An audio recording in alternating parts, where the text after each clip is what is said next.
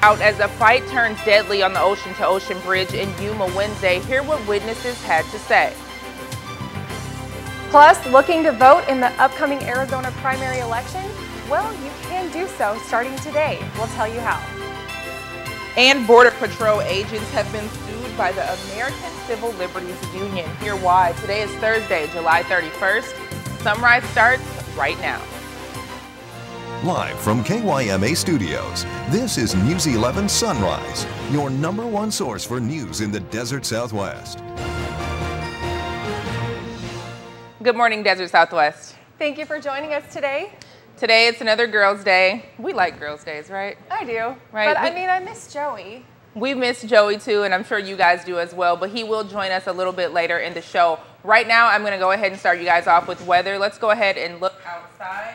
In Yuma today, it's going to be 89 degrees. Sorry, not today. We wish it was 89 for the day. It's 89 for right now. We're all in the high 80s for the time being. We have El Centro coming in at 87, Blythe coming in at 88 degrees. Local radar and satellite, nothing to talk about. Everything's clear as of now, and I believe things will stay that way for quite some time. We do have a few showers that could possibly roll in. Not today, though. Don't get excited, but it will be in just a few days. So we'll definitely keep you guys posted, and a little bit later when we have the full forecast. And then after the whole thing was done and over with, then proceeded to shoot. Well, late last night, officers from the Yuma Police Department swarmed Gateway Park. They responded to a call of shots fired. Witnesses say that things got pretty scary when as many as 5 shots were fired, sending one man to the hospital. News 11's Nico Santos was on the scene. He started unloading 5 or 6 shots. I get up here, I see him laying on the ground, thinking the worst because it could have been him or me. And I go over and I just proceed to hold his hand till the ambulance comes. That's the last thing he expected to happen on a night in the river with his daughter. Boom. It was loud. Scared. A quiet evening at Gateway Park quickly turned chaotic Wednesday after gunshots rang out shortly after 6 p.m. I look over and he's bleeding through his arm. He says, "I've been shot in the chest." Witnesses say there was a fight between 2 groups of men at Gateway Park, which started with a mugging. After an altercation, 3 of the men ran off across ocean-to-ocean bridge, which Yuma police officers had closed for about an hour, but not before turning violent. The people responsible got away. At least 1 person is recovering in the hospital. Police did not provide many details on Wednesday, but we'll be sure to stay on top of this developing story. Call 78 Crime if you have any information about this case. The ocean-to-ocean bridge is open to traffic once again. The American Civil Liberties Union filed a federal lawsuit against U.S. Border Patrol agents who shot and killed a Mexican teenager. 16-year-old Jose Elena Rodriguez was killed in 2012 near the U.S.-Mexican border. He was standing in Mexico and the Border Patrol agents were in Arizona. At a news conference in Tucson, the ACLU attorney says he's confident the lawsuit will go through. Border Patrol agents say they saw smugglers drop drugs at the border and people were throwing rocks at them before the shooting. Now, anyone wanting to vote early for the upcoming Arizona primary will have the chance to do so. Starting today, the early ballots are getting mailed for this year's primary election, and that includes whether you are a partisan or independent voter. And both have the right to vote in the mail or at the poll on Election Day on August 26th. News 11's Heather Yako has more on what you need to know and the deadline to vote. It's time to get those pens out and cast your ballot. Election day is right around the corner, and there are several vote centers in the area one can go to vote. We have 13 vote centers. They're all over town. They can vote here in the office up until the 24th. If you are voting at the deadline to request an early ballot will be on August 15th.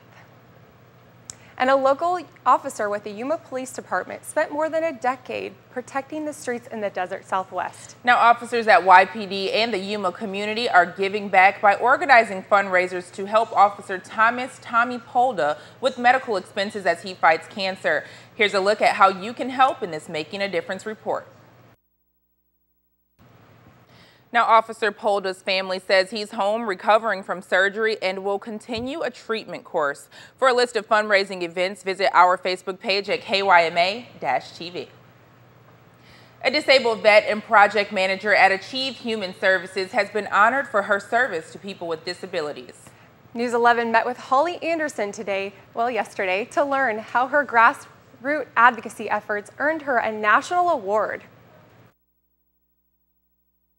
Holly Anderson has been awarded for her outstanding service to those with disabilities. Tom Miller, before he passed last August, he was a true advocate for people with disabilities.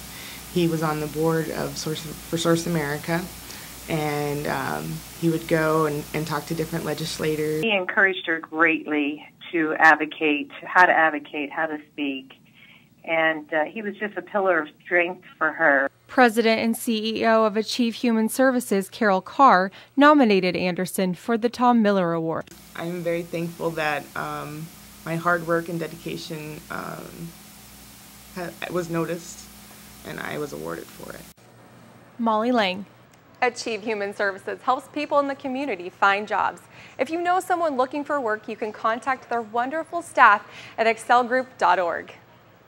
Well, coming up next in Sunrise Sports, Gila Ridge football is gearing up for its first season in the Tyler Cosell era. We'll tell you what his immediate expectations are for the Hawks right after this. And as we take a look outside at beautiful Yuma, things are all clear. Taking a look at those nice water towers there. We'll tell you more about watches and warnings for our area coming up in weather. Stay with us. Well, Yuma Diablos baseball has high aspirations beyond their big tournament win, and Gila Ridge football goes into the fall season with a new coach. News 11 sports director Rob Fram has more in this edition of Sunrise Sports. A new era in Gila Ridge football is set to begin. Good morning, everyone. In a move to get the Hawks back on the winning track after a lackluster 2013, the program brings in a younger coach whose energy is already rubbing off on his players. We've been thinking about that, and we're not gonna let that happen again. We got a bad taste in our mouth from last year, obviously, and we're looking to get back at it this year. Through 2020. All right, guys, we're done with this round of Sunrise Sports. And do you think the signing of Patrick Peterson was a good thing for the Cards, or do you think they paid too much money? What say you? Rob, I have no idea. Thanks for the report, though, but that'll be something that we'll have to talk about a little bit later today. Right now, we're joined by the cast of Hairspray Jr., and they are going to heat up our stage here after the break. But first, we need to announce that Claude Thundercloud has 11 minutes to call us at 928-782-1868, and he is, or could potentially win, a gas card sponsored by Ed Whitehead's Tire Pros for our free gas Thursday giveaway. So I'm joined with part of the cast of Hairspray Jr., and they actually have two performances coming up this weekend at the Yuma Historic Theater. So let's talk Hairspray Jr. Right now I'm joined with Jason, and he's going to introduce the rest of the cast we have with him. All right, so I'm Jason. I'll be playing Link Larkin. This is Chris. He'll be playing Seaweed. This is Jill, and she'll be playing Tracy Turnblad. And this is Rihanna, and she'll be playing Little Inez. Okay, so tell us a little bit about what it took, or how much time it took you guys to actually get prepared to do this.